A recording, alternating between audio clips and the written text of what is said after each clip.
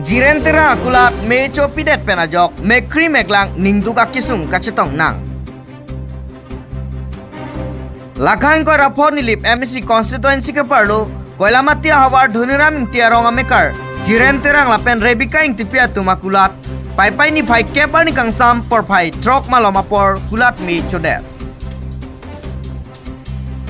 Muniratum e prangalong komentu ko rapor si kupia kisung si chetong ji. Maduta ciputekte. Lasong si jiren tirang lapen rebika ing tipiatum gulat kacupiji aphan pura Northeast Bengalong si lunch and lo. Lapen ajok si alang litum gulat isi cingpulo. Bonta ko pai kilang nupen ajok pai ni pai cap ani kang sampor pai trok malom karena wedera hut kendel kailo. Laso ami abang plastik lapen gulat ahormu plastik ahomalong. Meade dun uramat men kulat arlo ahormu anta me chopilablo. Kulat hempu atumta cirujo ase adungaraya raratum bangen koi sose dunsi me kipa mepchi aphan cherabdunlo. Sita ghonta isi an me kipa mepchi aphan un edetsi apike kulat arlo sabun sang thoila kep tangka lapen kulat arlo ahormu anta me chopilapsi pangjir thanglo.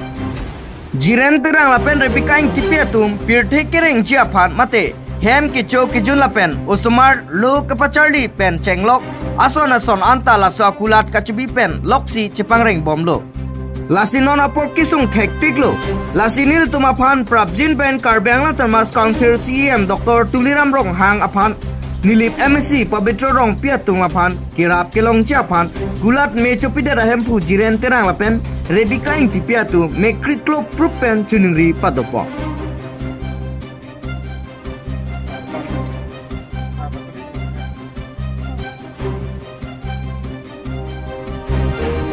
Astig doo,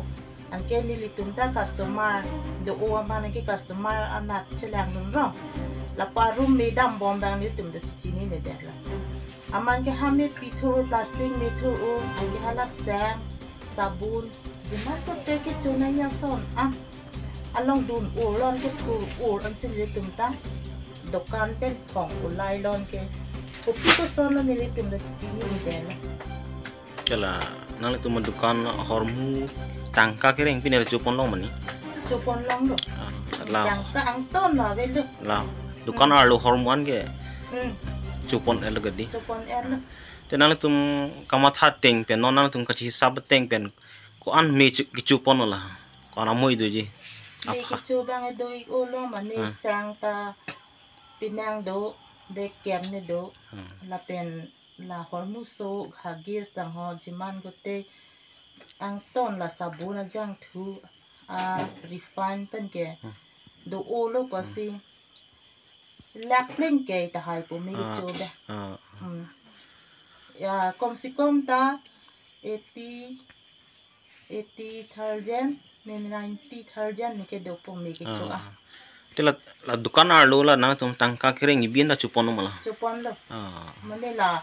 arum ben si me nang thur ur ka de thur ur lo ti bol box sen me thur ur lo an ke chiri mun tong thek de lo ni ta ur pulon ke ulai lap lo a dukan arlo pen ulai lap lo to si non militum ke sung thek tik lo to si nang litum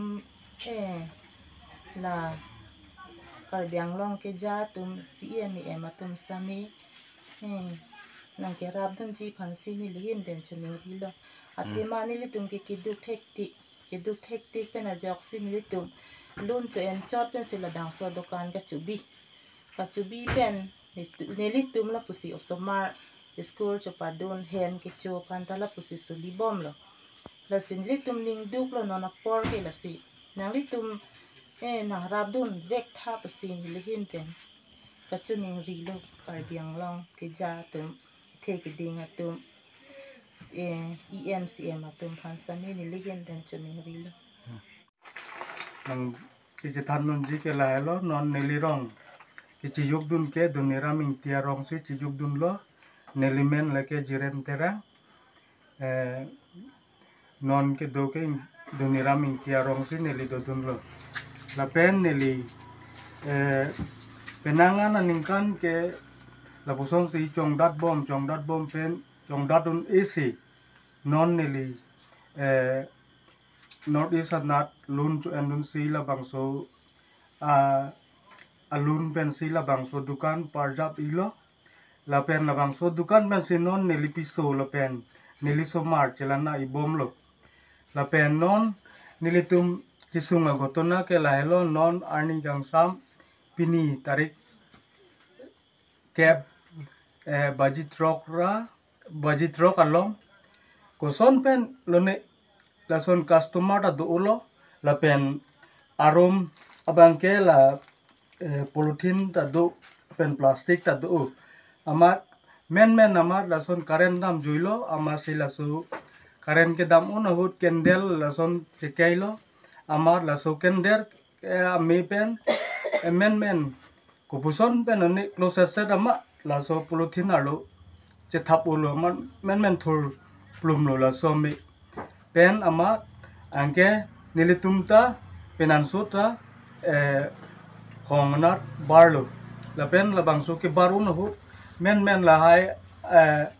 amar atar an setami cholap lo jangthu ke me la pen refine abong hai an cholap lo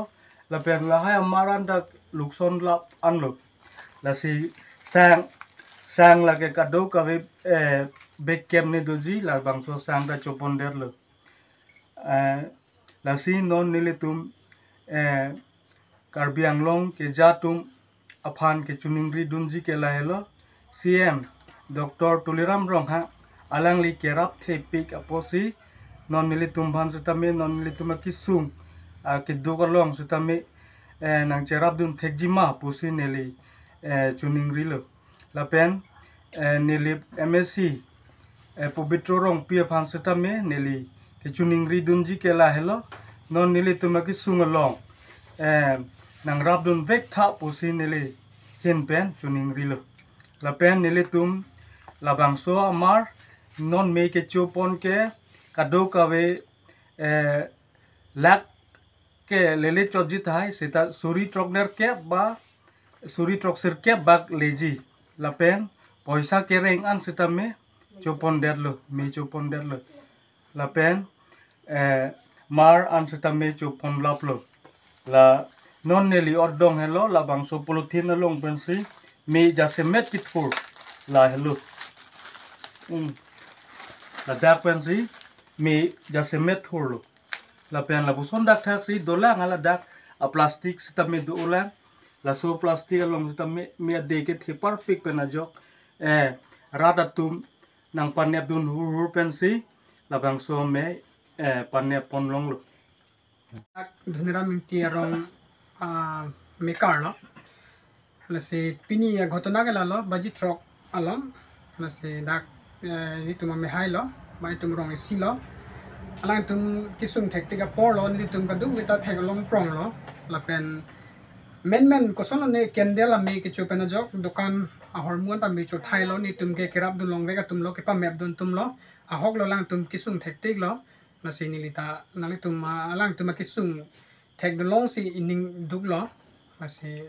nang tum ang nu kholang si la bangso me kichu hut bang on bang tum la me pa map hut mi pa map dun ini ke bang krip phone bang koine duji lase la me kon apor duji la me kichu ka do minute ada kontan bang do ma gontai si bag duji athe dak chip tang ho pine plastic si bisi ke ong madede amase dak mi men thurbura son si maze rabdu nanda yarason si lukson pe lo hormone ta sang mo pan alang tu machat han lo sang na back cap ne me chuda lo moida ata jang thu refine ka do we jang thu ke me refine da me chu lab lo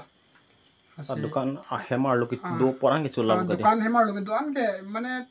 70% ne ke me chu da lo sini dita chini do